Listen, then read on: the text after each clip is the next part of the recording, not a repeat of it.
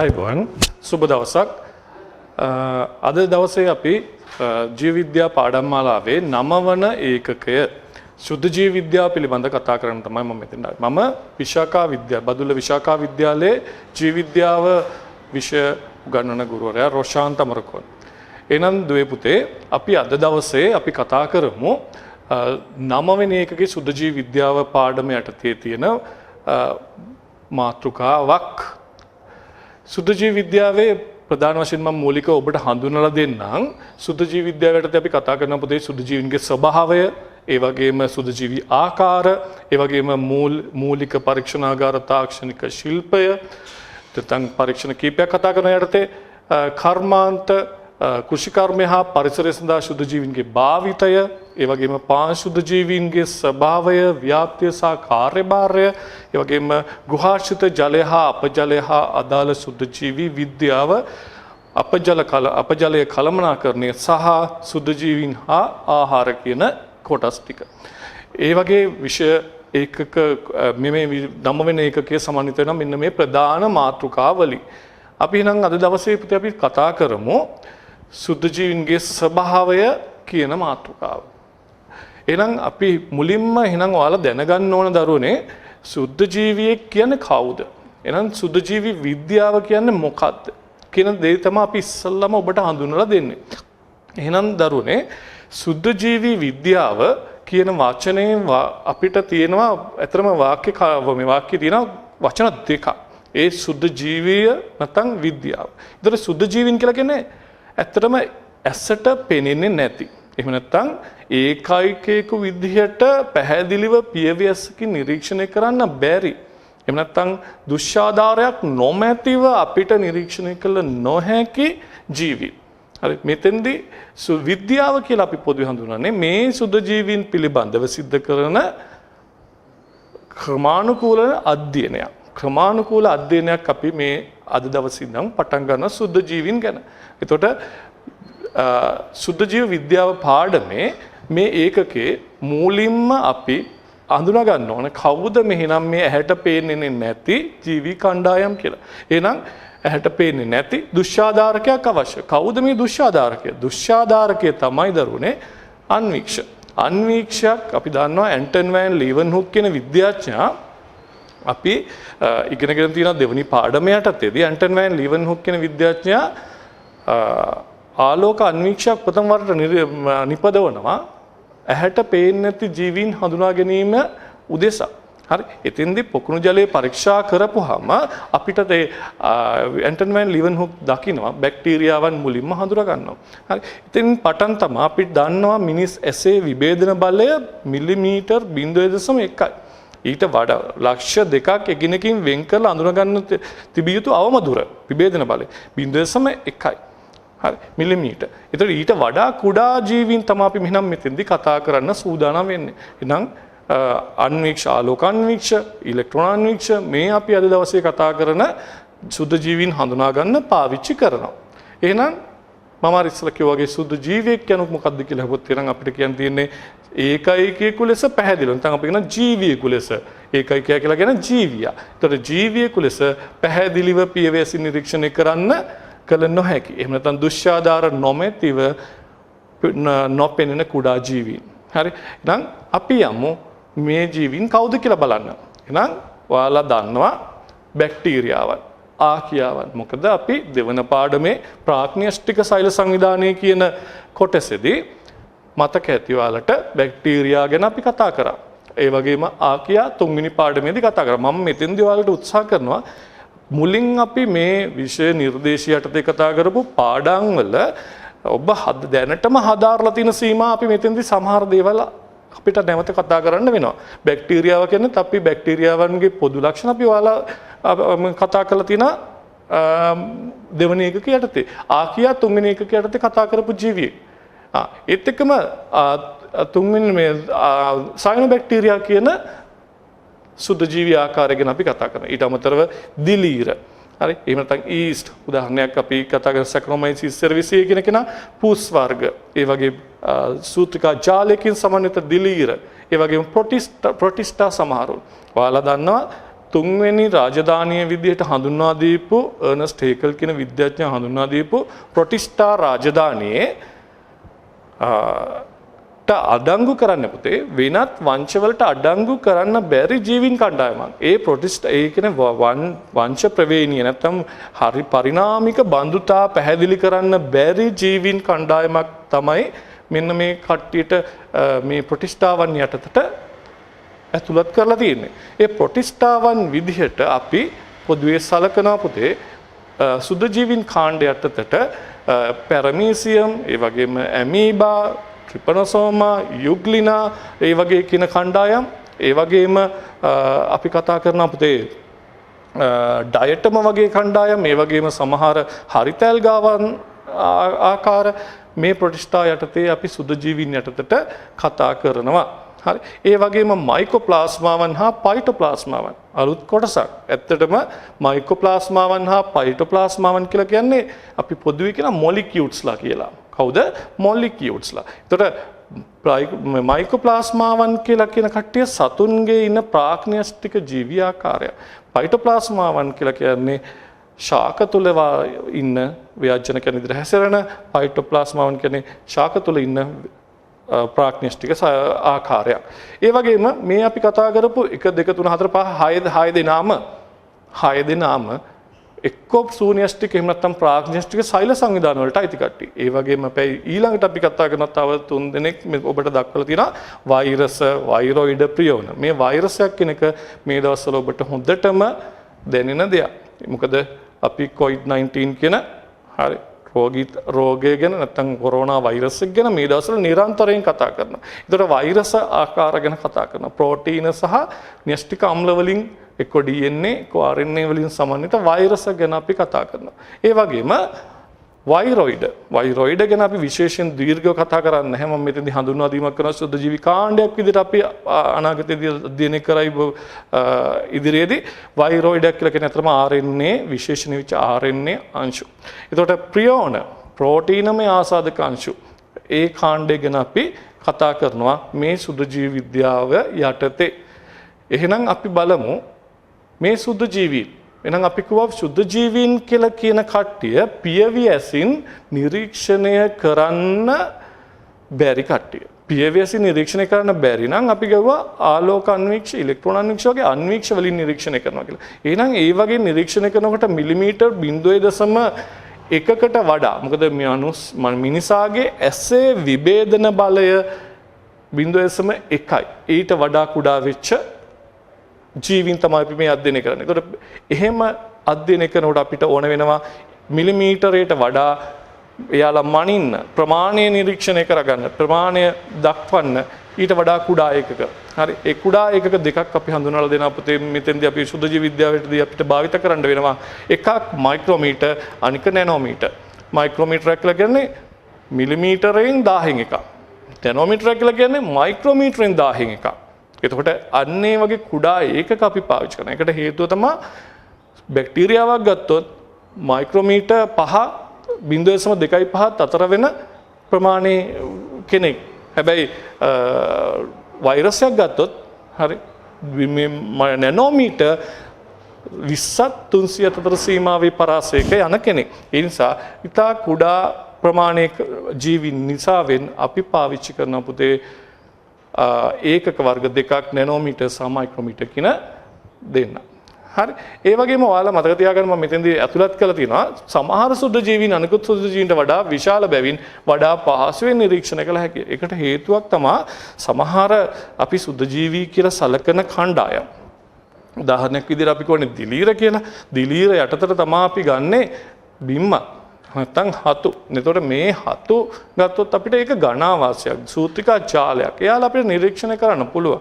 හරි. ඒවා පහසුවෙන් අඳුර ගැනීම හැකියාවක් තියෙනවා. හැබැයි සමහර සුද්ධ ජීවීන් තනියෙන් ඉන්නවා. එතකොට අපිට යාව පියවිසින් නිරීක්ෂණය කරන්න බෑ. හරි. එතකොට අපි එහෙනම් බලමු සුද්ධ ජීවීන්ගේ ස්වභාවය ගැන සලකනකොට පුතේ සුද්ධ ජීවීන් අපි කියනවා සර්වත්‍රිකයි කියලා. නැත්නම් සර්වත්‍රික ස්වභාවය කියන එක. සුද්ධ ජීවීන් අපි මේ වාසය කරන පෘථිවි තලයේ සෑම තැනක වගේම වාසය කරන කණ්ඩායමක්.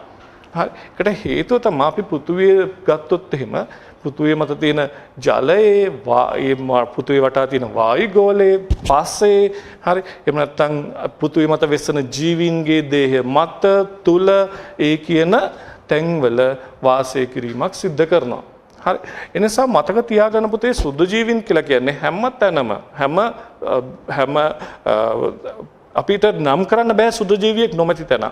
හැබැයි අපිට එක අවස්ථාවක අපිට ඕනනම් කියන්න පුළුවන් සුද්ධ ජීවීන් නොමැති තැනක් විදිහට ඕන නම් අපිට හඳුනන්න පුළුවන් අපේ දේහේ නිරෝගී මිනිස්සෙක් නම් මිනිස්යාගේ දේහේ අභ්‍යන්තරය.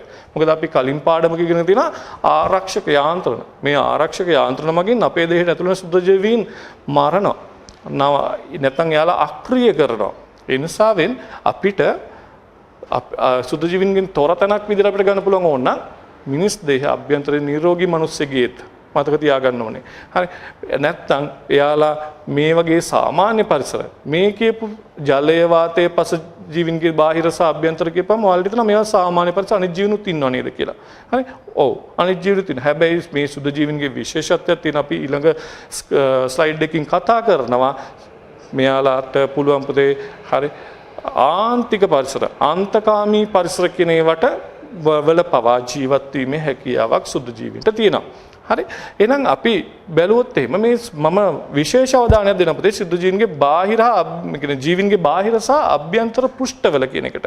හේතුව මිනිස් දේහය ගත්තාම පුතේ මිනිස් දේහයේ තියෙන සෛල 10 13 වෙනි බලය.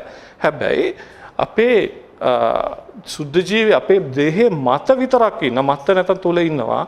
මතක තියාගන්න සුද්ධ 10 14 වෙනි බලයක් තරම් සුද්ධ ජීවි ඝනත්වය. අපි උන්ට කියන ස්වභාවික සුද්ධ ජීවි සමුදායක් කියලා. හරි. ඒතර එහෙනම් අපි එහෙම ඉන්න කාණ්ඩයක් ගැන තමයි මේ ඉගෙන ගන්න ආරම්භ කරන්නේ. එහෙනම් පුතේ අපි යමු මේ සුද්ධ ජීවි. හරි මේ කියන කණ්ඩායම අපි කොහොනේ ජලයේ ඉන්නවා කියලා. එහෙනම් ජලයේ ඉන්නේ ඇයි?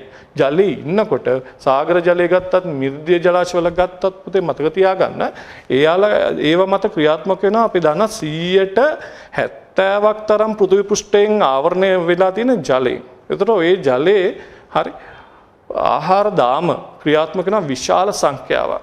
ඒ සාගර ජලය ප්‍රධානයි. මිරිදීට අමතරව. හරි. ඒතර මේ කියන පරිසරවල පවා සුද්ධ ජීවීන් හොඳින් වාසය කරනවා. ඒතර ඒ වගේම ආහාර දාම වල මූලික පදනමක් වෙනවා එක්කෝ ප්‍රාග්නස්ටික වේවා සුනස්ටික වේවා සුද්ධ ජීවීන් මේ කණ්ඩායම් කියන මේ පරිසර පද්ධතියක් සලකපුවාම ඒ වගේම මේ ඉන්න සමහර සුද්ධ ජීවීන් මතක තියාගන්න පුතේ ප්‍රභා සංශ්ලේෂකයි. ප්‍රභා සංශ්ලේෂකයෝ අපි දන්නවා ඔබ පාරිසරික ජීව විද්‍යාව යටතේදී කතා කරනවා ප්‍රභා සංශ්ලේෂකයන් ආහාර දාමයක ප්‍රාථමික නිෂ්පාදකයන් විදිහට ක්‍රියාත්මක වෙනවා. ඒතකොට ප්‍රාථමික නිෂ්පාදකයන් විදිහට ක්‍රියාත්මක වෙන ප්‍රධාන ජීවි කණ්ඩායමක් තමයි පුතේ කවුද? මේ අපි අද දවසේ කතා කරන්න පටන් ගන්න සුද්ධ ජීවීන් වෙන්න පුළුවන් එතන සයනොබැක්ටීරියා අපි දන්නා සියලුම සයනොබැක්ටීරියාවෝ ප්‍රභා සංශ්ලේෂක සමාජිකයෝ ඒ වගේම ඩයටම ගත්තොත් එහෙම පොදුවේ අපි හරිතල්ගාවන්ගේ ඩෙස්මිඩ කියලා ජාතියක් අපි කතා කරේ ඩෙස්මිඩ වගේ සමහර පොදු කාණ්ඩයක් ගත්තොත් එහෙම ඒකින ඒකසෛලික සුද්ධ ජීවීන් මතක තියාගන්න ප්‍රභා සංශ්ලේෂණ ඒ වගේම හරිත සල්ප බැක්ටීරියා වගේ කණ්ඩායම් ප්‍රාග්නස්ටික ප්‍රභා සංශ්ලේෂකයන් විදිහට ක්‍රියාත්මක වෙනවා. ඒ නිසා ආහාර දාම වල ආරම්භකයන් විදිහට ප්‍රාථමික නිෂ්පාදකයන් විදිහට ක්‍රියාත්මක වෙනවා. මම ඔබට මම පෙන්නලා තියෙන මේ ස්ක්‍රීන් එකේ විවිධ ආහාර දාම වල ක්‍රියාත්මක වීම ඒ වගේම ඒ ආහාර දාම වලට ආරම්භකයන් විදිහට සුද්ධ ජීවීන්ගේ දායකත්වයන් ගැන ඒ වගේම අපි කිව්වා ජලයට අමතරව ඒ ජලය පස එහෙම නැත්නම් වාතය ඔය කියන තැන් හැමතැනම ඉන්න පුළුවන් කියලා අපි කතා කරන්නේ. ඔය තැන් තුනේම ජලය ගත්තත් පසේ ගත්තත් ඒ වගේම වාතය ගත්තත් දායක වෙනවා පුතේ ද්‍රව්‍ය චක්‍රීකරණය කියන ක්‍රියාවලියට. හරිද? ද්‍රව්‍ය චක්‍රීකරණ ක්‍රියාවලියට මේ කියපු ස්ථාන තුන හරහාම පස්ස ජලය වාතය කියන තුන හරහාම ද්‍රව්‍ය චක්‍රීකරණය අපි ගත්තොත් එහෙම නයිට්‍රජන් චක්‍රය, කාබන් චක්‍රය, ෆොස්ෆරස් චක්‍රය වගේ චක්‍ර ක්‍රියාත්මක වීමේදී මේ අපි කතා කරන සුද්ධ ජීවීන්ගේ විශේෂ දායකත්වයක් තියෙනවා. ඒ නිසා මතක තියාගන්න සුද්ධ ජීවීන් අධ්‍යයනය අතිශය වැදගත් වෙනවා. මොකද ස්වභාවික පරිසර පද්ධතිය සමතුලිතව තියෙන්න මෙයාලා අතිශය විශාල වෙච්ච කාර්යභාරයක් කරනවා.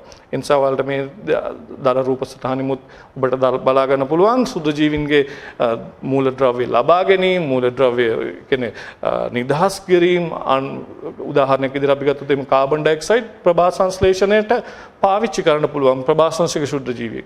ඒ වගේම එයා වියෝජනයට දායක වෙලා ඒ කාබනික සංයෝග වලින් කාබන් ඩයොක්සයිඩ් නැවත වායු වලට නිදහස් කරන්න පුළුවන්. කාබන් චක්‍රයට දක්වන දායකත්වය. හරි. ඒ වගේ ශුද්ධ ජීවීන් හරි ප්‍රධාන වශයෙන් අපි පොදුවේ කියන වියෝජකයන් කියලා හරි ඒ වගේ කණ්ඩායම් අපි අධ්‍යයනය කරනවා. එහෙනම් අපි ගමු අපි කිව්වා තව දුරටත් වාතයේ අතිශය බහුලව ඉන්න පුළුවන් කියලා. උදාහරණයක් විදිහට අපි ජෛව එයරසෝල. මොකද වාතයේ ඉන්නේ බිඳිති විදිහට. ඒ බිඳිති වල සුද්ධ ජීවීන් අඩංගු වෙලා ඉන්න පුළුවන්. සුද්ධ ජීවීන් බිඳිති වල අඩංගු වෙලා යම් දුරක් ගමන් කරලා නැවත අවක්ෂේපණය වෙන්න පුළුවන්. නැත්නම් අවලම්බණය වෙලා ගිහින් වැටිලා තැම්පත් වෙන්න පුළුවන්. එතකොට අපි ඒවට කියන ජෛව එයරසෝල් නැත්නම් වාතිලන කියලා. දැන් උදාහරණයක් මේ දවස්වල ඔබට කතා කරන කොරෝනා වෛරස් එක. හරි. නැත්නම් අපි කියනවා COVID-19 රෝගයට අදාළ වෙන වෛරස් එක. හරි. අපිට කියනවා මීටරයක දුරකින් ඉන්න කියලා. මොකද හේතුව ප්‍රධාන වාහකයා විදිහට නැත්නම් මාධ්‍ය සුද්ධ ජීවියා ගමන් කරන මාධ්‍ය විදිහට වෙන්නේ බිඳිති. අපිට කියනවා මුඛ ආවරණයක් පළඳින්න කියලා.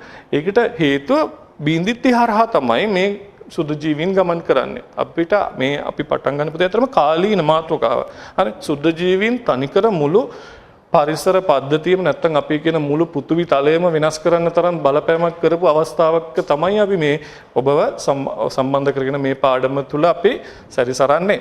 එහෙනම් උදාහරණයක් මේ දීලා තියෙන රූප සටහන බලන්න චුට්ටක් ඔයාලා නේද? එයාලගේ කිවිසීමකින් ඒ වගේම අපි කතා මේ කැස්සකින් නේද කතා කරනකොට කෙල බිඳිති විදියට නැත්නම් ඒ බිඳිති වලින් යම් කිසි දුරක් උදාහරණයක් මම දාලා තියෙන ඉබෝලා වෛරසය සරම්ප වෛරසය නේ ඒ වගේ විවිධ වෛරස් වර්ග කොහොමද වාතය ඔස්සේ පැතිරෙන්නේ කියලා. ඒ නිසා ව්‍යාධිජනක ජෛව එයරසෝල රෝග ව්‍යාප්තියට ආධාර කරයි. මේ දවස්වල අපිට හොඳම උදාහරණ සපයන දවස් ටිකක් වෙනවා. මොකද කොරෝනා වෛරසයෙන් අපි ලෝවම තැති අරගෙන තියෙන වෙලාව හරි ඒ වෙලාවේදී එහෙනම් මේ කුඩා අංශුව ගමන් කරන්න ප්‍රධාන මාධ්‍ය වෙලා තියෙන්නේ අපි මේ කතා කරන සුද්ධ ජීවීන් ඉන්න වාතය කියන මාධ්‍ය කරගෙන. හරි.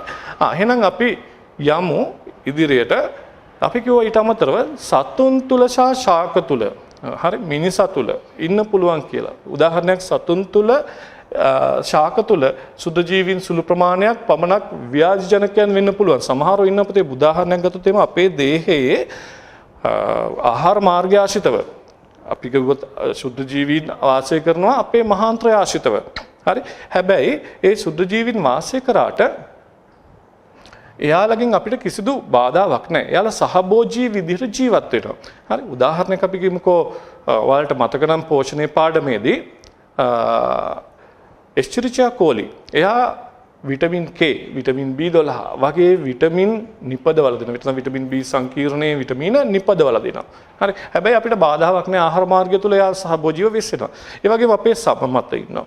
හරි. ඒ වගේම ස්ත්‍රියගේ ගත යෝනි මාර්ගය ආශ්‍රිතව ලැක්ටෝබැසිලස් කියන බැක්ටීරියාව වෙස්සෙනවා. එයාලා ව්‍යාජනක සුද්ධ ජීවීන් ඇතුළු වීම වළක්වන්න ආම්ලික මාධ්‍යයක් හදලා දෙනවා නැත්නම් ලැක්ටික් අම්ලය නිපදවලා දෙනවා. වළක්වලා ආරක්ෂක යාන්ත්‍රණයක් විදිහට ක්‍රියාත්මක වෙනවා. හරි. ඒ නිසා හැබැයි සමහරක් විතරක් ඒ අතරින් අපේ ස්වභාවික ආරක්ෂක පද්ධතිය බිඳගෙන අපේ දේහයට ඇතුල් වෙලා ව්‍යාධිජනකයන් විදිහට ක්‍රියාත්මක වෙන්න පුළුවන්. හරි. ඒ වගේම මම මෙතන පෙන්නලා තියෙන රූපසටහන් දෙකකින් ඔයාලා බලන්නකෝ.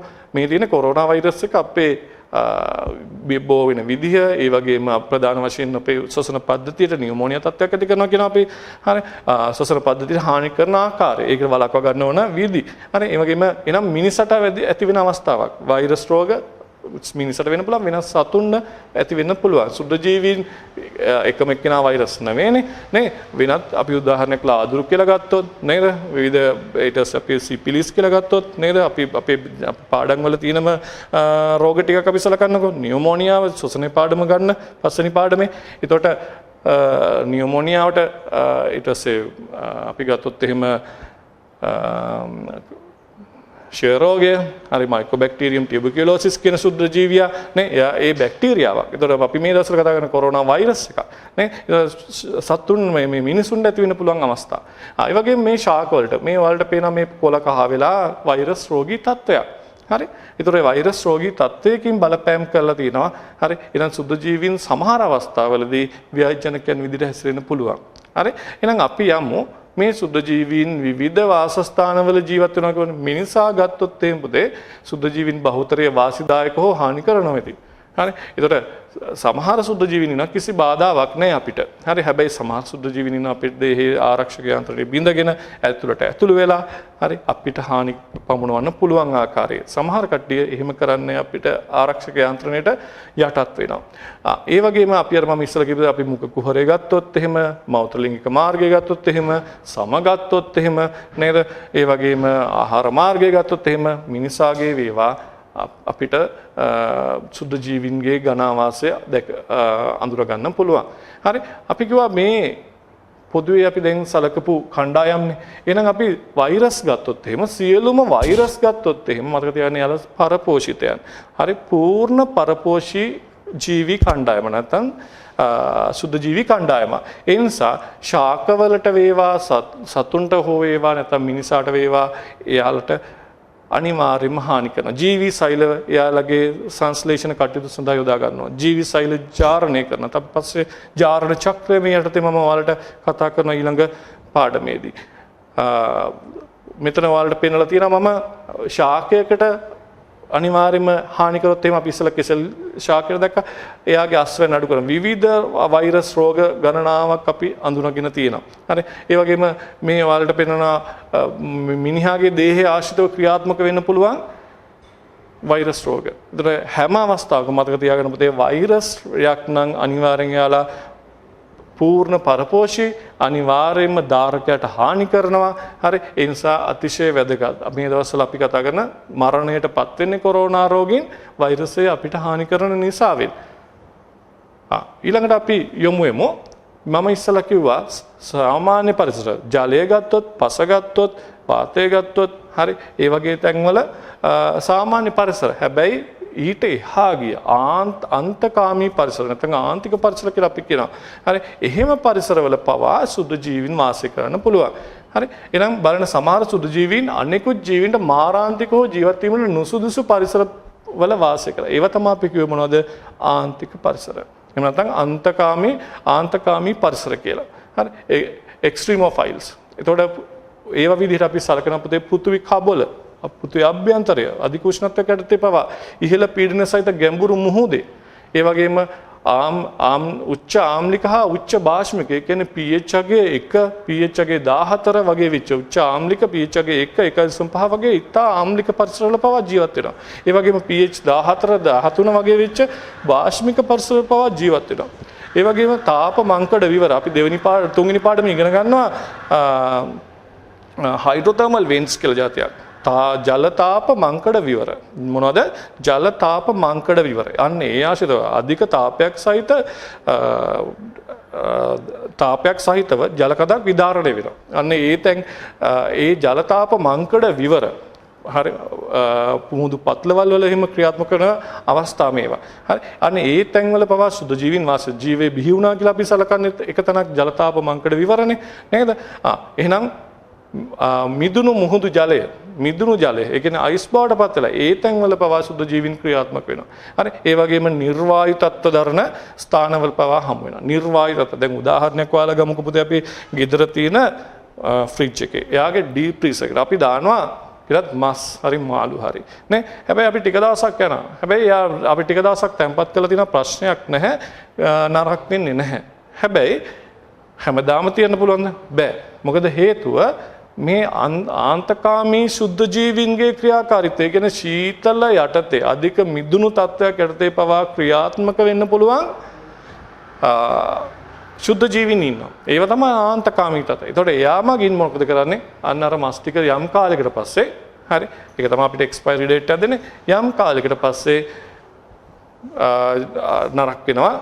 මේ සුද්ධ ජීවීන්ගේ ක්‍රියාකාරීත්වය නිසා. මම උදාහරණයක් නිර්වායු තත්ත්ව දරන ස්ථානවල හරි ඒ කියන්නේ ගොහුරු මඩ ගොහුරුවක් කියලා තන්නකො ගොහුරු පරිසරය හරි ඒතකොට ඒ වගේ තැනක පවා හරි විවිධ සුදු ජීවීන් ඔය ආකියා සමාජිකයන් මෙතනොජෙන්ස්ලා කියලා අපි ඉගෙන ගත්තේ තුන්වෙනි පාඩමේ හරි ආකියා සමාජිකයන්ගේ හිම මතක තියාගන්න නිර්වාහිත තත්ත්වයට තීතා හොඳින් ජීවත් වෙන කණ්ඩායමක් විදිහට අපිට සලකන්න පුළුවන් ආන්තකාමී හෝන් වර්ධනය වෙන තත්ත්වවලට අනුව වර්ගීකරණය කරනු ලැබේ හරි මොකද හේතුව මේ බලන්න පුතේ ආන්තකාමී නැත්නම් ආන්තකාමී සුද්ධ ජීවි නැත්නම් එක්ස්ට්‍රීමෝෆයිල්ස්ලා අපි ගත්තොත් එහෙම තාපකාමී කට්ටිය ඉහළ උෂ්ණත්වයටදී හරි ඉහළ උෂ්ණත්වයකට තියෙනවා නම් අපි කට්ටිය කියනවා තාපකාමී කියලා හරි පහළ උෂ්ණත්වයට නම් අපි කියනවා ශීතකාමී කියලා හරි ආම්ලික pH තත්ත්වයටදී කියන්නේ අඩු pH අගයක ජීවත් වෙන්න පුළුවන් නම් අම්ලකාමී වැඩි pH අගයක නම් බාෂ්මකාමී නැත්නම් ක්ෂාරකාමී කියලා කියනවා. හරි. එහෙම නැත්නම් සෝඩියම් ක්ලෝරයිඩ් අධික ලවණතාවයක් යටතේ ජීවත් වෙන්න පුළුවන් නම් ලවණකාමී. ඔයාලා අපි ආහාර පරිරක්ෂණය කියන කොටසදී සුද්ධ ජීවි සහ ආහාර කියලා කොටසක් අපි කිව්වන තියෙනවා කියලා. අන්න එතෙන්දී අපි කතා කරන පොතේ කරවල පරිරක්ෂණය කරන නැත්නම් අපි කරවල විදිහට මාළු පරිරක්ෂණය කරනවා. හරි. එතකොට ලුණු දාලා වියලනවා. එතකොට ලුණු දාපුවාම ජලය එළියට ඇදලා ගන්නවා. ඒ නිසා සුද්ධ ජීවින්ට ජලය ප්‍රමාණවත් නැහැ. ඒ නිසා ක්‍රියා කරන්න බෑ. අමාරුයි සුද්ධ ජීවින් එතන. ඒ වගේම ලවණ මගින් අහිතකර පරිසර තත්ත්ව ඇති කරන සාමාන්‍ය සුද්ධ ජීවින්ට. ඒ නිසා කුණු වෙන්නේ නැහැ. මර්මාළුවා වියලපුවාම ජල මට්ටම එළියට එන ජලය වාෂ්ප වෙලා ඉවත් කරලා දානවා. ඒත් එක්කම හැබැයි කරවල දිගට තියාගන්න බෑ. මේ ලවණකාමී කට්ටියට ඒ කියන තත්ත්ව බලපාන්නේ නැහැ. එයාලා ඒ තත්ත්වයට හොඳින් ජීවත් වෙනවා. ඒ නිසා එයාලා අර ලවණවල ජීවත් වීමේ හැකියාව තියෙනවා. පීඩනකාමී ඉහළ පීඩනයක් තිබ්බොත් එයාට ජීවත් වෙන්න පුළුවන් නම් අපි කියනවා පීඩනකාමී කියලා. හරි.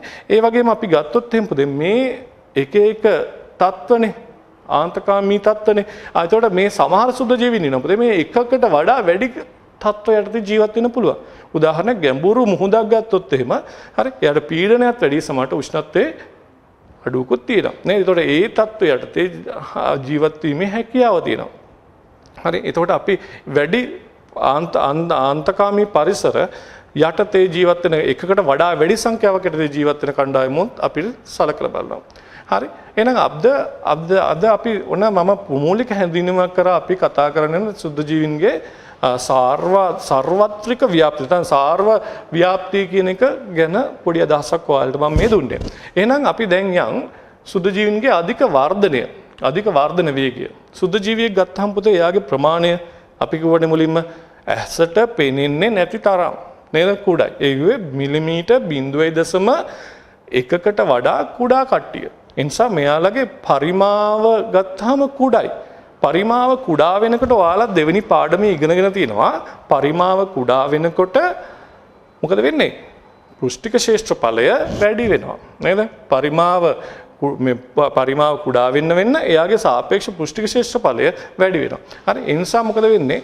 එයාලගේ ද්‍රව්‍ය හුවමාරු කාර්යක්ෂමතාවය හරි මොකද්ද මං කිව්වේ ද්‍රව්‍ය හුවමාරු කාර්යක්ෂමතාවය වැඩි වෙනවා. ඒ කියන්නේ ද්‍රව්‍ය බාහිර ඉඳලා අවශ්‍ය කරන ද්‍රව්‍ය බාහිරින් ඇතුළට ලබා ගැනීමත් හරි අනවශ්‍ය ද්‍රව්‍ය ඇතුළේ ඉඳලා බාහිරට නිකුත් කිරීමත් පිට කිරීමත් හරි පහසු කරනවා. මොකද පුෂ්ටික ශේෂ්ඨඵලය වැඩිනේ.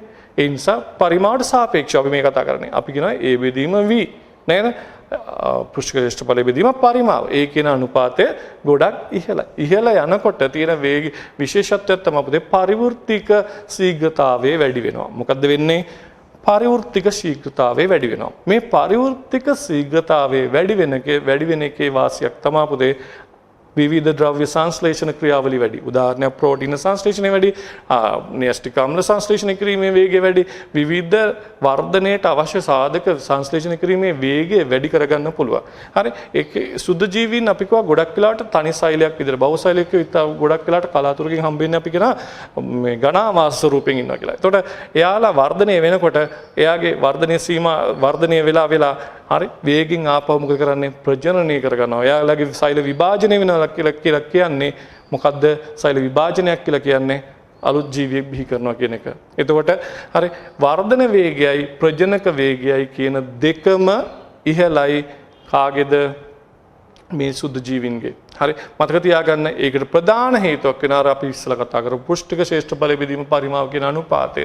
හරි ඒ වගේම ඒ නිසා ඇති වෙන ද්‍රව්‍ය හුවමාරු කාර්යක්ෂමතාවය. හරි ඒ නිසා සෛල තුළට ගලා යාම අපද්‍රව්‍ය පිටවීමේ නිසාවෙන් පරිවෘත්තීය වේගය වැඩි වීමේ හේතුව. හරි එහෙනම් අපිට දැන අපිට හිතා ගන්න පුළුවන් සුද්ධ ජීවියෙක් ගත්තොත් එහෙම පුතේ මොකද වෙන්නේ වාරෝධන වේගය වැඩි ඒ වගේම ප්‍රජනන වේගය වැඩි. ප්‍රජනන වේගය වැඩි කියලා කියන්නේ තමන්ගේ ගහණය වැඩි කරගන්න ගත වන කාලය ගොඩාක් අඩුයි. අපි කියනවා ජනන කාලය කියලා. මොකක්ද ඔකට කියන්නේ? ජනන කාලය. ජනන කාලය නැත්නම් ගහණය දෙගුණ කිරීමට ගත වන කාලය ඊටාම අඩුයි. හරි සමහරට විනාඩියකට තරම් විනාඩියකටත් වඩා අඩු වෙන්න පුළුවන්. හරි එතකොට ජනන කාලය අඩු වෙන්න මේ කියන අර අපි කියපු පරිවෘත්තික වේගය වැඩි වෙන එක ප්‍රමාණයෙන් කුඩා නිසා පරිවෘත්තික වේගය වැඩි වීම බලපාලා තියෙනවා. අධික වර්ධනය හා ප්‍රජනනයක් තියෙනවා කියලා අපි සලකනවා. අපි එහෙනම් අද දවසේ තවම කොටසකට යන් සුද්ධ ජීවින්ගේ මේ විවිධත්වය සලකනකොට සුද්ධ ජීවින්ගේ රූපීය පෝෂණ හා කායික විද්‍යාත්මක විවිධත්වය. හරි සුද්ධ ජීවින්ගේ රූපීය විවිධත්වය යටතේ මම මුලින්ම ගන්නවා එක කාණ්ඩයක්. එයා තමයි බැක්ටීරියා. බැක්ටීරියාවන්ගේ විවිධත්වය. බැක්ටීරියාවන් පුතේ අපි ගත්තොත් එමෙන් එයාගේ හැඩය සලකලා බැක්ටීරියාවන්ගේ අපිට පුළුවන් හැඩ තුනක් දැක ගන්න. හරි දණ්ඩාකාර හැඩය කියලා කියනවා. මේ ඔබට මුලින්ම පෙන්වලා තියෙන රූප සටහනේ දණ්ඩාකාර හැඩය. හරි දෙවෙනි එක ගෝලාකාර නැත්නම් කොකුස කියලා කියනවා. ගෝලාකාර හැඩය. ඔබට රූප සටහනේ හොඳින් පේනවා. අර තුන්වෙනි එක සර්පිල නැත්නම් ස්පිරිලුම් කියලා කියනවා. සර්පිල ස්වභාවය. හරි ඔය කියන ප්‍රධාන රූපීය හැඩ තුන අපිට දැක ගන්න පුළුවන් දරුවනේ. හරි එහෙනම් අපි යමු ඊළඟට මේ කොකුස කියන ආකාරය. අපි දැක්කනේ ආකාර තුනක හැඩ මොනවද ඒ හැඩ? කොකුස නැත්නම් ගෝලාකාර, දණ්ඩාකාර එහෙම නැත්නම් බැසිලස් කිව්වා. අනිත් එක ස්පිරිලුම් කියලා කිව්වා නේද? හරි එහෙනම් අපි බලමු මතකයිනේ. එහෙනම් අපි කොකුස බැක්ටීරියාවන්ගේ සකස් වෙන ස්වරූපය. අපි දැන් බැක්ටීරියාවක ගොඩක් කට්ටිය බැක්ටීරියාවන් පුතේ ඒකසෛලිකයන් නැත්නම් ගොඩක් වෙලාට ඉන්නේ ඒකසෛලිකයන් තමයි ඉන්නේ. හැබැයි ඝනාවාස හැදීමේ හැකියාවකුත් තියෙනවා. එහෙනම් අපි මේ සකස් වෙන ආකාරය සලකපුවම කොකුස ආකාර ගණනාවක් තියෙනවා පුතේ. මොනොකොකුස, ඩිප්ලොකොකුස, ස්ට්‍රෙප්ටොකොකුස, ස්ට්‍රැපයිලෝකොකුස, චතුෂ්ක, සාසිනා. චතුෂ්ක වලට අපි ටෙට්‍රාඩ් කියලාත් කියනවා. හරි. එහෙනම් මම රූප සටහනත් එක්ක පෙන්නන මොනොකොකුස. මේ තියෙන්නේ තනි සෛලයක්. විභාජනය වෙන විදිහ මත තමයි මේ වෙන් වෙනවා. විභාජනලා තනියෙන් වෙන් වෙලා යනවා නම් හරි අපි ඊළඟ දවසේ කතා කරමු ඒ සම්බන්ධව වෙන් වෙලා යනවා නම් තනි කොකුසක් විදියට තියෙනවා. ගෝලාකාර තනි කෙනෙක්. හරි. එහෙනම් දෙවෙනි එක කියන ඩිප්ලොකොකුස. දෙකක් විදියට රැඳිලා තියෙනවා. විභාජනය කියන එක රැඳිලා තියෙනවා. හරි. ඊළඟට ස්ට්‍රෙප්ටොකොකුස. මේ දාමයක් වගේ, පබළු මාලයක් වගේ හරියට. හරි. කොකුස ඒවා ගොඩක් එකට බැඳිලා තියෙනවා. ඝනාවාසයක්. ඊට පස්සේ ස්ට්‍රැපයිලොකොකුස. මෙන්න තියෙන අක්‍රමවත් සංවිධානයක් තියෙන ගෝලාකාර කණ්ඩායම් මැද තියෙන කෙනා. හරි. එතකොට ස්ට්‍රැපයිලොකොකුස. හරි. ඊට පස්සේ චතුෂ්ක නැත්නම් ටෙට්‍රාඩ් කියලා කියනවා. හරි. මේ චතුෂ්ක මෙන්න 4 දෙනෙක් ඉන්න අවස්ථාවක්. හරි. මේවා අපි තව සවිස්තරාත්මකව ඊළඟ දවසේ කතා කරනවා. සාසීනා ගණකයක් විදිහට 8 දෙනෙක්. හරි. ගෝලාකාර සෛල 8ක් එකට බැඳිලා තියෙන අවස්ථාවක්. හරි එහෙනම් අපි මොනොකොකුස, ඩිප්ලොකොකුස, ස්ට්‍රෙප්ටොකොකුස, ස්ටැපිලොකොකුස, චතුෂ්ක, සාසීනා කියන අවස්ථා ටික අපි අඳුනගත්තා. එහෙනම් අපි යමු බැසිලස් බැක්ටීරියා සකස් වන ආකාර. බැසිලස් බැක්ටීරියා සකස් වන ආකාර දෙකක් අපි සලකනවා. එකක් තමයි ඩිප්ලොබැසිලස්. බැසිලස් කිව්වේ දණ්ඩාකාර බැක්ටීරියාවයි. දණ්ඩාකාර බැක්ටීරියාවන් දෙකක් එකට ඉන්න අවස්ථාවක් තමයි ඩිප්ලොබැසිලස් කියලා අපි සලකන්නේ. ඒ වගේම ස්ට්‍රෙප්ටොබැසිලස්. ස්ට්‍රෙප්ටෝ කියලා කියන්නේ දාමයක් වගේ. අපි කිව්වා දිග නූලක් වගේ සංවිධානය වෙන අවස්ථාවක්. එකට බැඳිච්ච දාමයක් හැබැයි දණ්ඩාකාරීව. ඒතකොට ඩිප්ලොබැසිලස් කියන විදිහට සංවිධානය වෙනවා. එහෙනම් අපි ඊළඟට සැලකුවොත් එහෙම පුතේ සංවිධානය සර්පිලාකාර බැක්ටීරියා නැත්නම් ස්පිරිලුම් ආකාර බැක්ටීරියා සකස් වෙන ආකාර තුනක් ගැන අපි සලකනවා දරුවනේ. එහෙනම් කවුද තුන් දෙනා? විබ්‍රියෝ. හරි මේ තියෙන්නේ විබ්‍රියෝ ආකාර කොමාවක් හැඩයට සකස් වෙච්ච විබ්‍රියෝ කියලා කියන්නේ ක්‍රමා එකක් හැඩයට සකස් වෙච්ච බැක්ටීරියාව. ඒ වගේම ස්පිරිලුම්. හරි යම් තරමක් වක්‍ර වෙච්ච හරි දඟර ගෙහිච්ච තරමක් දඟර ගෙහිච්ච කෙනෙක් තමයි අපි කියන්නේ ස්පිරුලුම් කියලා. ස්පයිරොකීටා කියලා නැත්නම් ස්පයිරොකීට් කියලා කියනවා අපි වඩා තදින් දඟර ගැසිච්ච කෙනෙකුට අපි කියනවා ස්පයිරොකීට් එකක් කියලා. හරි. ඒකට ඒ විදිහට සංවිධානය වෙච්ච සර්පිලාකාර බැක්ටීරියා සංවිධානය වීම තුනක් ගැන අපි සකසන ආකාර තුනක් ගැන කතා කරනවා. ඔය ටික තමයි අපි කතා කරන්නේ සකස් වීම නැත්නම් රූපීය හැඩ සහ සකස් වීම ගැන බැක්ටීරියාවන්ගේ. ඊළඟ කණ්ඩායම කවුද? සයනොබැක්ටීරියා. සයනොබැක්ටීරියාවන්ගේ හැඩය හා සංවිධානය අපි සලකනකොට පුතේ ඔයාලට දෙවෙනි එකකේදී මතක ඇති යම් දෙවෙනි එකකේ සහ තුන්වෙනි එකකේ යම් මතකයක් ඔබට අවදි වෙනවා නම් සයනොබැක්ටීරියාවේ ඒකසෛලිකයෝ ඒ වගේම ගණාවාසී ස්වරූප වලින් ඉන්න පුළුවන්. හරි. එතකොට විශාල විවිධත්වයක් තියෙන සමාජිකයන්. ප්‍රභා සංශ්ලේෂකයන් වෙන සමාජීය ප්‍රාග්නොස්ටික සමාජිකයන්.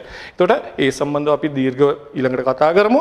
මම අද දවසේදී විවිධත්වය ගැන තරක් සලකන නිසා මෙයාලගේ ගත්තොත් අපිට ඒකසෛලික සමාජිකයන් ඇනසිස්ටිස් වගේ කට්ටිය ඉන්න අපිට උදාහරණ මතක තියාගන්න ඕනේ නැහැ. ඇනසිස්ටිස් කියන කෙනා ඒකසෛලික සමාජිකයන් ඉන්නවා. ඒ වගේම දිගු බහුසෛලික සූත්‍රිකාමය කට්ටිය ඉන්නවා. හරි. දිගු බහුසෛලික සූත්‍රිකාමය ආකාර අපිට සලකන්න පුළුවන්.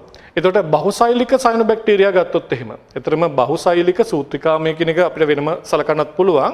බහුසෛලික කියලා සලකන්න ඒකසෛලික දිගු බහුසෛලික ආකාර. ඒ වගේම බහුසෛලික සයනොබැක්ටීරියා සලකුවොත් එහෙම උදාහරණේ සූත්‍රිකාමය නොවන. කවුද?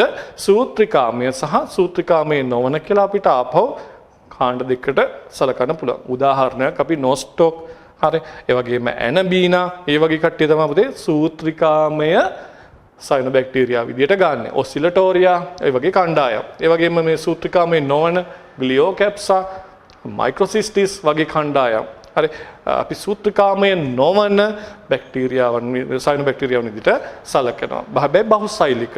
ඒ වගේම සූත්‍රිකාමය ආකාර කට්ටියට දාම ලෙස සංවිධ දිස්වන ආකාර. මම ඔබට ඊළඟ ස්ලයිඩ් එකේ පෙන්නන්නම්.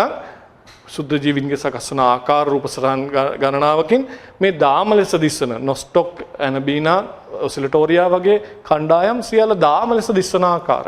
හැබැයි මේ සූත්‍රිකාමය නොවන ආකාර ගත්තොත් එහෙම ඔයාලට පහසුවෙන් වෙන් කරගන්න පුළුවන්. සමහර කට්ටිය ගෝලාකාර විදිහට සංවිධානය වෙනවා, සමහර කට්ටිය ඝනාකාර විදිහට සංවිධානය වෙනවා, සමහර කට්ටිය සමචතුරස්‍ර ස්වරූපයට සංවිධානය වෙනවා, සමහර කට්ටිය අසමාකාර අපිට නිශ්චිත හැඩයක් කියන්න බැරි විදිහට සංවිධානය වෙනවා. හරි. එහෙනම් ඔයාලා බලන්නකො මෙන්න මේ රූප සටහන.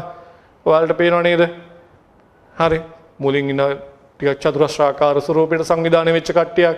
හරි ගෝලාකාර ස්වරූපයට මේ පහළ සීමාවෙ ඉන්නවා දාම ස්වරූපයට සංවිධානය වෙච්ච කට්ටිය. හරි. එහෙනම් විවිධ මේ ඇත්තම සයනොබැක්ටීරියාවන්. ඒ කියන්නේ අපි අන්වේක්ෂීය රූප සටහන් ගණනාවක් මම මේ ඔබට පෙන්නලා තියෙන්නේ. හරි. මෙතන ශ්‍රවණය කරන කණ්ඩායම් ඉන්න පුළුවන්. ඒ වගේම අහන එකයි දකින්න එකයි දෙකම ඉන්න කට්ටියට මේක යම් අවබෝධයක් ගන්න පුළුවන් පුතේ දකින්න නිසාවෙන්. හැබැයි අහන කට්ටියත් හොඳින් මතක තියාගන්න විවිධ ස්වරූප සයනොබැක්ටීරියා ගත්තාම ඝනාවාසයක් හදනකොට සූත්‍රිකාමය නොවන ආකාරයක් නම් ඒක ගෝලාකාර වෙන්න පුළුවන්, සමචතුරස්‍රාකාර වෙන්න පුළුවන්. හරි. ඒ වගේ විවිධ හැඩ මතකයිනේ. ඝනාකාර වෙන්න පුළුවන්, අසමාකාර වෙන්න පුළුවන්. නේද? ඒ වගේ විවිධ විදිහට සංවිධානය වෙන්න පුළුවන්. සූත්‍රිකාමය කියන එක ඔබට නිකන් හැඟීමක් තියෙනවනේ නූලක් වගේ.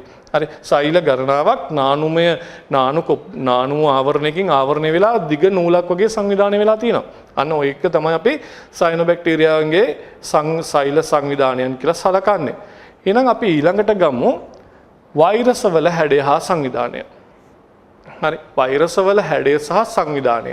වෛරස වල හැඩයක් අපි සලකුවොත් එහෙම පුතේ ප්‍රධාන වශයෙන් වෛරසයක් සමන්විත වෙන්නේ. මම ඔයාලට පොඩි දෙයක් සලකන්න.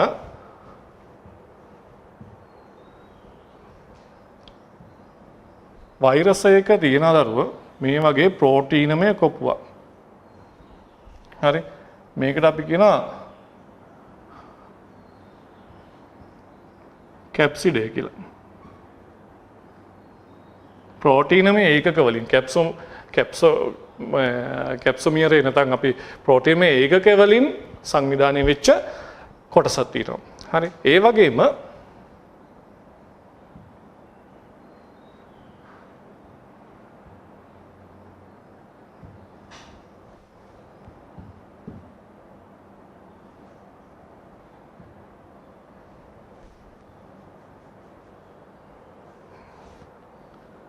මෙතන තියෙනවා DNA හෝ RNA හෝ RNA මතක තියාගන්න අපි කියන පොදුවේ න්‍යෂ්ටික අම්ල කියලා නේද? න්‍යෂ්ටික අම්ල මොනවා හරි වර්ග දෙකෙන් එකක්. දැන් උදාහරණයක් අපි ගත්තොත් එහෙම AIDS වෛරසය ගත්තොත් එහෙම RNA එකක් තියෙන්නේ. හරි. එතකොට සමහර වෛරස් වල සතුන්ගේ වෛරස් වල සමහර ගොඩක් වෙලාවට RNA DNA දෙකම තියෙන පුළුවන් බහුතරයක් DNA තියෙන අවස්ථා තියෙනවා. ශාක වෛරස් වල RNA තියෙන අවස්ථා තියෙනවා. හරි. එතකොට DNA තියෙන අවස්ථා RNA දෙකෙන් එකයි මොනවා හරි තියෙන්නේ. හරි. හැබැයි එහෙම සංවිධානයක් වෙච්ච කෙනෙක්. එතකොට ඔයාලට පේනවා දැන් අපි ඔයාලා දැක්කොත් එහෙම ඔයාලට මතක නම් බැක්ටීරියා භක්ෂක වෛරසය. ඔහොම සංවිධානයක් තියෙනනේ සැටලයිට් එකක් වගේ හරියට. හරි. ඔය වගේ. හරි. ඒතකොට ඒ වගේ සංවිධානයක් එහෙම විවිධ ස්වරූප වලට සංවිධානය. හරි. ඒතකොට ඒත් එක්ක බලනකොට තමා පුතේ අපි සලකන්නේ මෙයාගේ මේ ප්‍රෝටීනමය ආවරණය නැත්නම් කැප්සිඩය සංවිධානය වෙලා තියෙන එයාගේ සැකැස්ම මත අපි වෛරස් ආකාර දෙකක් කතා කරනවා. හරි. එහෙනම් වෛරස් වල ප්‍රෝටීන් කොපුව මගින් ලබා දෙන සමමිතිය පදනම් කරගෙන රූපීය ආකාර දෙකක් තියෙනවා. හරි. මොකක්ද අපහු ගොතෙන් ප්‍රෝටීන කොපුවේ සමමිතිය. හරි. මෙතෙන්දී අයිකොසහෙඩ්‍රන් කියලා කියවන වඩා හොඳයි. අයිකොසහෙඩ්‍රල් කියලාත් අපි හඳුනනවා. අයිකොසහෙඩ්‍රන් කියලාත් හඳුනනවා. හරි. අයිකොසහෙඩ්‍රන් එන්. හරි. එහෙම නැත්නම් අයිකොසහෙඩ්‍රල් සිංහලෙන් ලියුවත් ප්‍රශ්නයක් නැහැ. ඒ වගේම හෙලිකල් හරි ඒ කියන්නේ සර්පිලාකාර ස්වරූපයට සංවිධානය වෙච්ච ප්‍රෝටීනමය කොපුවේ නැත්නම් ප්‍රෝටීනමය ආවරණයේ තියෙන සමමිතිය මත පදනම් වෙලා කොටස් දෙකක් ගැන කතා කරන පුතේ. අපි ඒවා දීර්ඝව කතා කරමු ඊළඟ කොටසේදී. එහෙනම් අපි හතරවෙනි කාණ්ඩයේ විදිහට අපි දිලීර සලකනවා. දිලීර කියන්නේ රාජධානියක්. මතක ඇතිනේ තුන්වෙනි පාඩම යටතේ අපි කතා කරපු ෆන්ගී කියන රාජධානිය නේද? එතකොට දිලීර රාජධානියේ අපි ගත්තොත් එයාගේ මෙයාලා සුදු ජීවී සියල්ල සුදු ජීවීන් කියලා අපි සලකන්නේ. හැබැයි ඒ දිලීර ශූන්‍යෂ්ටික සමාජිකයෝ හරි. එතකොට විෂම පෝෂික සමාජිකයන් වලට යම් පොඩි මතකයක් මතක් කරොත් එහෙම එතකොට දිලීර ගත්තොත් එහෙම එයාලගේ සංවිධානය විතරක් අද අපි සලකනවා. එයාලා සමහරව ඒකසෛලිකව ඉන්නවා සමහරව බහුසෛලිකව ඉන්නවා. බහුසෛලික ඒකසෛලිකයන්ට හොඳ උදාහරණයක් තමයි හරි අපේ විවිධ භාවිත තියෙන ඊස්ට් නැත්නම් සැක්‍රොමයිසිස් සෙරවිසියේ කියන සමාජිකයා. හරි සැක්‍රොමයිසිස් කියන සමාජිකයා. මේ තියෙන්නේ අංකුරණයට භාජනය වෙන ප්‍රජනන ක්‍රමයකදී අංකුරණයේ තියෙන සැක්‍රොමයිසිස්. හරි ඒ වගේම සමහරක් ඉන්නවා බහුසෛලිකයෝ. බහුසෛලික ආකාර විදියට තියෙනකොට පුතේ එයා හැදෙන සූත්‍රිකාවක්. පොඩි නූලක් වගේ හරි සංවිධානය වෙච්ච නාලාකාර සූත්‍රිකාමය දේහයක් දරන කට්ටිය. සියුම් නාලාකාර ශාකණීය වූ නූල් වැනි ගොනුවකින් අපි පොදුවේ කියන හයිපා එකක් කියලා. නැත්නම් හයිපේ කියලා කියනවා. හරි ඒ හයිපා ගණනාවක් නැත්නම් සූත්‍රිකා ගණනාවක් එකට ගත්තාම අපි කියනවා මයිසීලියම කියලා. මොකද්ද? මයිසීලියම. මේ මයිසීලියම අපි සැලකුවොත් එහෙම පුතේ මේ සූත්‍රිකා සැලකුවොත් එහෙම සමහර ඒවා හරස් ආවාර වලින් බෙදිලා තියෙනවා. ඒ හරස් ආවාර වලින් බෙදිලා තියෙන ඒවට අපි කියනවා සාවාර දිලීර සූත්‍රිකා කියලා. හරි හරස් ආවාර වලින් බෙදිලා නැති ඒවට කියනවා නිරාවාර දිලීර සූත්‍රිකා කියලා. හරි නිරාවාර නැත්තම් ඔයාලා තුන්වෙනි පාඩමේදී මතකයක් තියෙනවා නම් මේවට තව නමක් අපි පාවිච්චි කරනවා සීනොසිටික් එහෙම නැත්නම් අපි කියන සංසෛලීය දිලීර සූත්‍රිකා. වඩා හොඳයි පාවිච්චි කරනවා සංසෛලීය දිලීර සූත්‍රිකා කියන එක. හරි එහෙනම් අපි ඔන්න ඔය කියන සංවිධාන දිලීර යටතේ නැත්නම් සංවිධානය වීම කතා කරන දිලීර යටතේ. අපි ඊළඟට සංවිධානය ගත්තොත් ඒ ප්‍රියෝන වල හැඩයා සංවිධානය විශේෂයෙන් අතරම ප්‍රියෝන කියලා කියන්නේ පොදුවේ සරලව සැඳුණුවන් කුඩා ප්‍රෝටීනමය ආසාදක අංශුවක්. මේක අපිට කලින් පාස් පේපර්ස් වල පවා අහලා තියෙනවා. මේ ප්‍රියෝනයක් කියන්නේ කුමක්ද කියන එක මේන උත්තරේම මෙතන තියෙන ආසාදක අංශුව. ඉතින්දී මම මේක පෙන්වන්න පොඩි දෙයක් ගත්තේ සංවිධානය කියන අතරම ප්‍රෝටීන් කොටසක්නේ. ඇමයිනෝ අම්ල දාමයක්. හරි සකස් වීම. එහෙනම් ඇමයිනෝ අම්ල සංශ්ලේෂණය කරන්නේ වර්ණ දේහයක DNA අණුවක තියෙන ජානයක් ඉස්සරහා. ඔයාලට මතක නම් ඉන්ට්‍රෝන එක්ස්ට්‍රෝන මෙතන පෙන්වලා තියෙනවා මේ රූප සටහන තියෙන සම ඔබට විස්තර කරන්න. ඒ එක්ස්ට්‍රෝනයක් නැත්නම් ජානයක ප්‍රෝටීන සංශ්ලේෂණය කරන්න ක්‍රියාත්මක වෙන කෙනෙක්ගෙන් හදාගන්න ඒ RNA අණුවක්. ඒකට කියන අපි mRNA කියලා. ඒ mRNA මගින් සංශ්ලේෂණය කරගන්න අපේ රයිබෝසෝම භාවිත කරලා tRNA වල සහභාගීත්වයෙන් ප්‍රෝටීන යක් නැත්නම් ඇමයිනෝ අම්ල දාමයක් ඇමයිනෝ අම්ල අණුපිළිවෙලක්. ඒකෙන් ඒ ඇමයිනෝ අම්ල අණුපිළිවෙල හරි ප්‍රියෝනයක් බවට පරිවර්තනය කරගන්නවා. මොකද හේතුව පුතේ හරි ප්‍රියෝනයක් කියන අංශුව මේ මනුස්සයාගේ වේවා නැත්නම් ගවයෙක්ගේ වේවා හරි අපි හිතමුකෝ ඒ ප්‍රියෝනේ ආසාදක අංශුව බවට පත් වෙන්නේ ඒ තියෙන ඒ අදාළ සතාගේ හෝ මනුෂ්‍යයාගේ තියෙන ප්‍රෝටීනයක්මයි ප්‍රියෝන අංශු බවට පරිවර්තනය කරගන්නේ. ඒ නිසා මෙන්න සාමාන්‍ය ප්‍රෝටීනය මෙන්න ප්‍රියෝනය බවට පත් කරපු ප්‍රෝටීනය. උදාහරණයක් විදිහට මේ ඔබට මම පෙන්නලා තියෙනවා. හරි. මෙතන ගවයන්ට වැළඳෙන ස්පොන්ජිෆෝම් එන්සෙෆලයිටිස් කියන එක. මොලේ ස්පොන්ජිමය ස්වභාවයට පත්වීම කියන එක. සාමාන්‍ය මොලයක් තියෙන අවස්ථාව සහ කුහරමය අවකාශමය බවට පත් වෙලා ප්‍රියෝන මගින් ඇතිවිච්ච අවස්ථාවක්. හරි. ඒකට ඔයාලට දල මතකයක් ගන්න ප්‍රියෝන කියලා කියන්නේ මේ සාමාන්‍ය ප්‍රෝටීනයක්මයි. හැබැයි එයා ආසාදක අංශුවක් බවට පරිවර්තනය කරගත් ආකාරයක්. හරි ප්‍රියෝන. හරි. නිසා විශේෂ සංවිධානයක් අපි කතා කරන්නේ අවස්ථාව අනුකූලව කෙනාට අනුව CJD කියලා අපි එක අවස්ථාවක අපි ක්‍රූට්ස්ෆෙල්ඩ් ජාකොබ් කියන රෝගී අවස්ථාව ඒ වගේම ගවයන්ට හැදෙන රෝගී අවස්ථාවක් ගැන අපි කතා කරනවා. හරි. දාලා දහසක් මතක තියාගන්න. ඒ වගේම අපි ඊළඟ කාණ්ඩේ විදිහට අපි කතා කරන පුතේ ප්‍රොටිස්ටාව ප්‍රොටිස්ටා සමාජිකයන් අපි කාණ්ඩගත කරනවා පොදුවේ කතා කරනවා ප්‍රොටෝසෝවාවන් කියලා. හරි ප්‍රොටෝසෝවාවන්ගේ හැඩය හා සංවිධානය සලකපුවාම සමහර ප්‍රොටෝසෝවාවෝ ඉන්න පුතේ මේ ඉන්නේ ඇමීබා කෙනෙක්. හරි ඇමීබාගේ ව්‍යාජ පාද හදනවා එයාගේ බාහිර ව්‍යුහය වෙනස් වෙනවා. ඒතර ඒ වගේ සංවිධානයේ වෙනස් නැත්නම් රූපීය ව්‍යුහය වෙනස් වෙන ආකාරයක් ව්‍යාජ පාද හදන නිසා මේ සපත්තු හඩයක් හැටියට සංවිධානය පැරමීසියම්. ඒතර පැරමීසියම්ගේ ස්වරූපය නේද? ඒ වගේ රූපීය සංවිධානයේ මත ඒකසෛලික සමාජික මේ ඉන්නේ යුග්ලිනා කශිකා යුගලක් තියෙන නේද? විශේෂිත හැඩයක් තියෙන විශාල ගෘහ එකක් තියෙන නේද? ප්‍රොටිස්ටා සමාජිකයන් ඒකසෛලිකයන් අපි එහෙනම් මෙන්න මේ ප්‍රෝටෝසෝවාවන් කියලා අපි පොදුවේ කාණ්ඩගත කරන කට්ටිය. ඒතකොට එයාලගේ ඒකසෛලිකයන් ආකාරය. ඊට අමතරව අපි වර්ගීකරණයේදී කතා කරපු ඩයටම, ඩෙස්මිඩ වගේ ඒ ආකාරات අපිට ඕන සලකන්න පුළුවන්. මෙන්න අපිට මේ පාඩමට අලුතෙන් එකතු වෙච්ච කොටස මොලිකියුටාවන්. නැත්නම් අපි කියන මොලිකියුට්ස්ලා. එතකොට ෆයිටෝප්ලාස්මාවන් සහ මයිකෝප්ලාස්මාවන් කියන ආකාර දෙකේ හැඩය සහ සංවිධානය අපි සැලකුවොත් එහෙම මොලිකියුටාවන් බහුරූපීය ස්වරූපයක්. ඒ කියන්නේ වෙනස් වෙන ස්වරූපය විවිධ හැඩ දරනවා. නේ මේ තියෙන පුතේ මයිකෝප්ලාස්මාවෙක් ඔබට මේ රූප සටහනේ පෙන්වලා තියෙනවා මයිකෝප්ලාස්මාවෙක්. මතක තියාගන්න මෙයාලා ප්‍රාග්න්‍යෂ්ටි කුඩා ජීවීන් සාමාන්‍ය ප්‍රාග්න්‍යෂ්ටිකයන් වඩා පොඩි වෙනසක් තියෙනවා. ප්‍රාග්න්‍යෂ්ටිකයන් කියපුවම සංවිධානයේ වින්‍යාසයක් නැති. හැබැයි මෙයාගේ තියෙන වෙනස තමයි ප්‍රාග්න්‍යෂ්ටිකයන් අපි කතා කරේ බැක්ටීරියා ආකියා කියන කණ්ඩායම අධිරාජධානි දෙකනේ. ඔය අධිරාජධානි දෙකේ අපි කතා කරනකොට අපි කිසි විදිහක කතා කරන්නේ සෛල බිත්තියක් නැති එක්කෙනෙක් ගැන. මේ මයිකෝප්ලාස්මා ෆයිටෝප්ලාස්මා කියන කණ්ඩායම් වල මතක තියාගන්න තියෙන සෛල බිත්තියක් නොදරන සමාජිකයන්. හරි. ඒතකොට හැබැයි ප්‍රාග්න්‍යෂ්ටික කුඩා ජීවීන් කුඩාම ප්‍රාග්න්‍යෂ්ටික ආකාර මොනවද කියලා අහුවොත් මේ මොලිකියුටාවන්. හරි. ඒතකොට මේ දින ශාක සෛලයක් තුල වාසය කරන අන්වීක්ෂීය රූප සරහන මොලිකියුල්ස්ලා ආකාර. හරි ෆයිටෝප්ලාස්මාවන්. හරි. ඒතර මෙන්න මේ කියන කණ්ඩායම් දෙක ගැනත් අපි ඊළඟ දවසේ කතා කරනවා. එහෙනම් අද දවසට අපි කතා කරන්නේ පුතේ පළවෙනි මගේ පාඩමේ මුල් කොටස විදිහට සුදු ජීවීන්ගේ ස්වභාවය හඳුන්වා දීමක් මම අද දවසේ සිද්ධ කරා.